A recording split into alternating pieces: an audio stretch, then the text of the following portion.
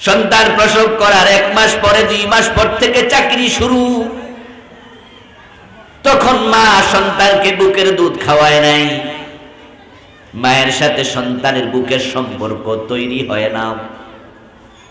গরুর দুধ খাওয়ায়া, ডানু খাওয়ায়া, ডিপ্লোমা খাওয়ায়া, বাহিরের দুধ খাওয়ায়া সন্তানকে বড় করেছেন।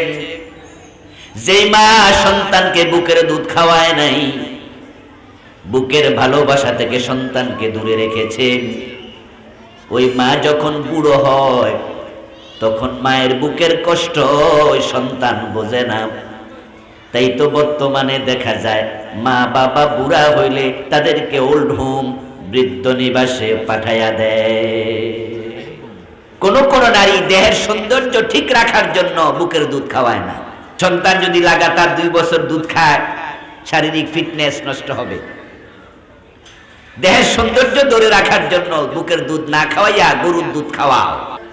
মায়ের ভালোবাসা পাওয়া অন্যের কাছ থেকে সম্ভব না। আর কাজের মেয়ে হলে তো কল্পনাই করা যায় না। তখন আপনার এই বাচ্চাটা যেই মহিলার হাতে বড় হলো, ওই মহিলার স্বভাব চরিত্র তার ভিতরে প্রভাবিত হলো। ওই বাচ্চা তখন খিটখিটে মেজাজ নিয়ে বড় হবে, রুক্ষ মেজাজ নিয়ে বড় হবে। আর এই বাচ্চাই বড় হইয়া বউয়ের কথা শুনে মাকে ওল্ড হোমে পাঠায়। কিন্তু আজকে সমতার নামে, সমান অধিকার চাওয়ার নামে নারীদেরকে পুরুষের জায়গায় এনে নারীদের উপর জুলুম করা হচ্ছে। আর তাদের পেটের সন্তানদেরকে মায়ের সোহাগ থেকে, আদর থেকে বঞ্চিত করা হচ্ছে। যে সমস্ত নারীরা ঘরের বাহিরে শুধু শুধু বেরিয়ে যায় চাকরি বাকরিতে, ব্যবসা বাণিজ্যে, ওই সমস্ত নারীদের সন্তানকে বুকের দুধ 2 বছর খাওয়ায় কে? কারণ কোন অফিস তো 2 বছরের ছুটি দেবে না। এখন মাতৃত্বকালীন 6 মাসের ছুটি সরকার বাজেট করছে, বরাদ্দ করছে, সেটাও গত কয়েক বছর ধরে। এর আগে তো এই ছুটিটাও ছিল না। সন্তান প্রসব করার 1 মাস পরে 2 মাস পর থেকে চাকরি শুরু। তখন মা সন্তানকে বুকের দুধ খাওয়ায় নাই, মায়ের সাথে সন্তানের বুকের সম্পর্ক তৈরি হয় না।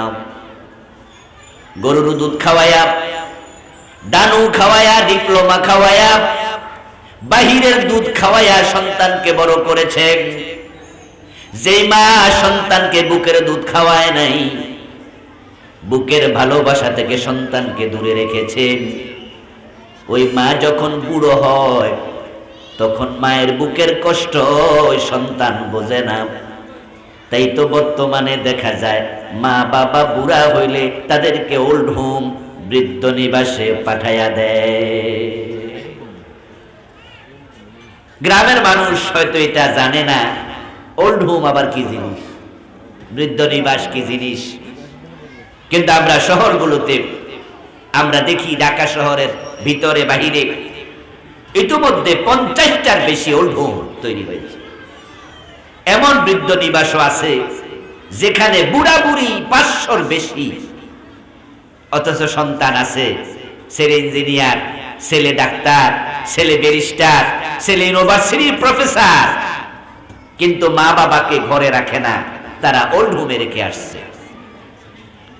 আমাদের ঢাকার গাজীপুরে অনেকগুলো বৃদ্ধ নিবাস।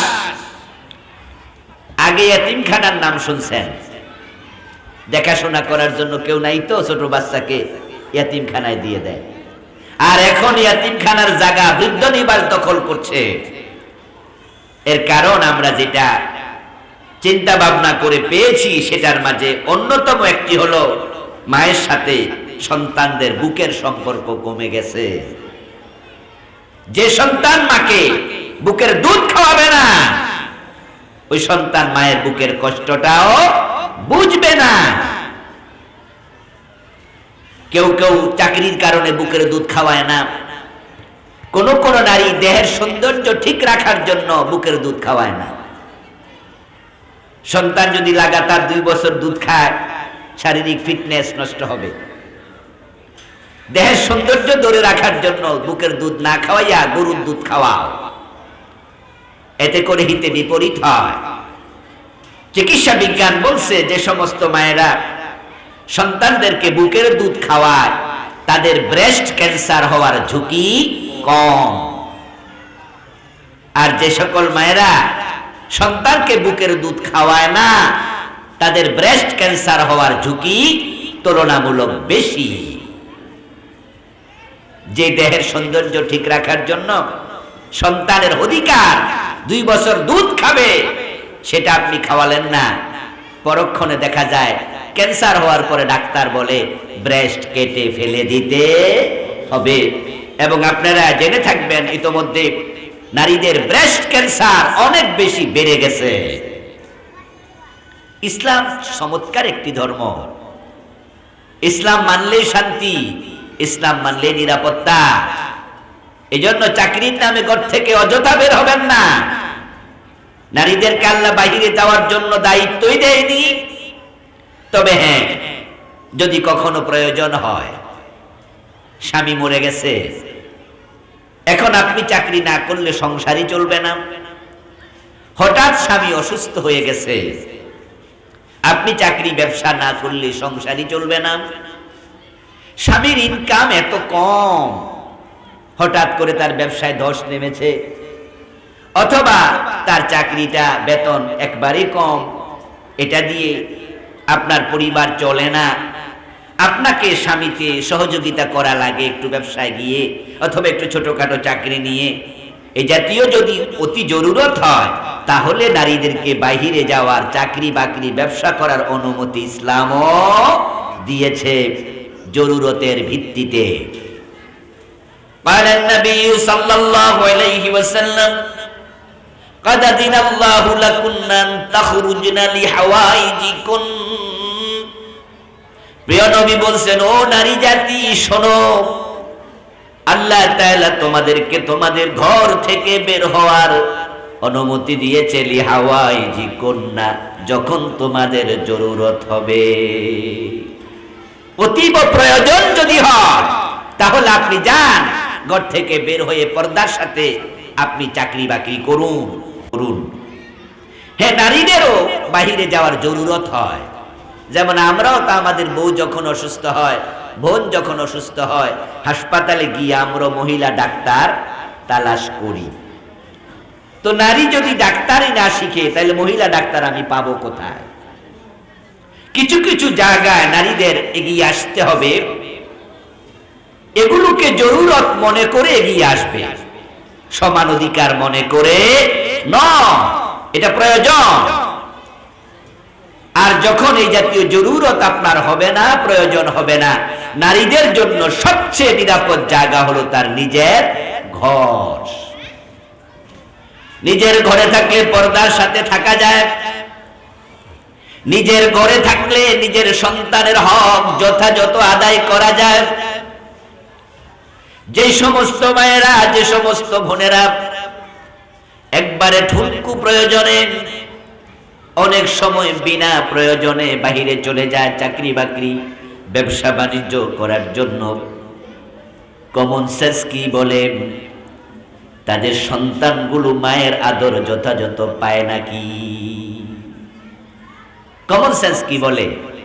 আপনি আপনার চাকরিতে চলে গেলেন, আপনার বাচ্চার বয়স 6 মাস, বাচ্চার বয়স 1 বছর, আপনি ব্যাংকে কি আপনার বাচ্চাকে কোলে করে নিয়ে ব্যাংকে চাকরি করা যাবে? আপনার বাচ্চাকে কোলে নিয়ে কি আপনি ক্লাসে টিচিং পেশার দায়িত্ব আদায় করতে পারবেন? আপনার 6 মাস বয়সী বাচ্চাকে কোলে নিয়ে আপনি তো পারবেন না। তাহলে এটা কার কাছে রেখে যাবেন? নিশ্চয়ই কাজের মেয়ের কাছে, নিশ্চয় আপনার ফুফির কাছে, আপনার মায়ের কাছে, অর্থাৎ বাচ্চার নানির কাছে, বাচ্চার দাদির কাছে। এই যে বাচ্চাটা আপনার মা, আপনার দাদি, বাচ্চার দাদি, বাচ্চার ফুফি অথবা কাজের মেয়ের কাছে রেখে গেলেন, মা আমি আপনাকে প্রশ্ন করছি, আপনার ভালোবাসা কি কখনো কাজের মেয়ে থেকে এই বাচ্চা পাওয়ার আশা করতে পারে? নানি এবং দাদি যতটাই ভালোবাসুক না কেন, মায়ের ভালোবাসা কখনো নানি দেবে না, কখনো মা দেবে না, দাদি দেবে না। মায়ের ভালোবাসা পাওয়া অন্যের কাছ থেকে সম্ভব না। আর কাজের মেয়ে হলে তো কল্পনাই করা যায় না। তখন আপনার এই বাচ্চাটা যেই মহিলার হাতে বড় হলো, ওই মহিলার স্বভাব চরিত্র তার ভিতরে প্রভাবিত হলো। ওই বাচ্চা তখন খিটখিটে মেজাজ নিয়ে বড় হবে, রুক্ষ মেজাজ নিয়ে বড় হবে। আর এই বাচ্চাই বড় হইয়া বউয়ের কথা শুনে মাকে ওল্ড হোমে পাঠায় দেবে। এই জাতীয় সোহাগ বঞ্চিত বাচ্চারা রুক্ষ হয়। এই বাচ্চাই বড় হইয়া বউয়ের কথা শুনে মায়ের গায়ে হাত তোলে, মা বাবাকে গালিগালাজ করে। তাই বলছি, সন্তানদের হক আদায় করতে হলে ঘরে থাকতে হবে। ঘর হলো মায়ের জন্য, নারীর জন্য সবচেয়ে নিরাপদ জায়গা।